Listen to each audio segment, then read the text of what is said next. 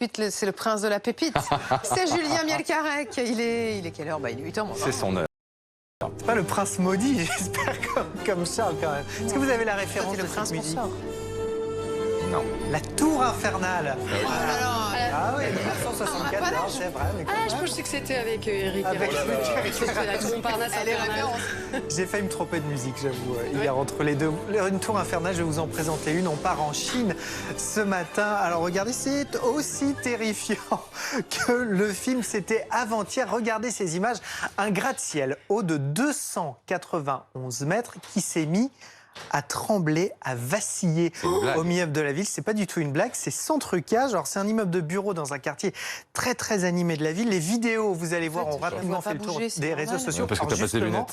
Justement, comme il est encore tôt, Adeline, regarde, je vous ai mis l'image au ralenti. Alors concentre-toi bien, tu vas bien voir cette tour vaciller vers la droite de l'écran. Regarde, mets tes lunettes. Mais ce sont les nuages. Mais voilà, C'est une illusion d'optique.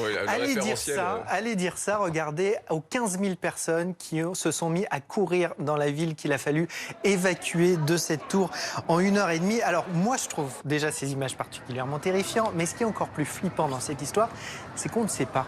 On ne sait pas ce qui s'est passé. Regardez les explications officielles de la ville. Il n'y a pas eu de séisme ce jour-là. Il n'y a pas d'anomalie dans la structure du bâtiment. Il n'y a pas de raison météo non plus. On a regardé les relevés météo.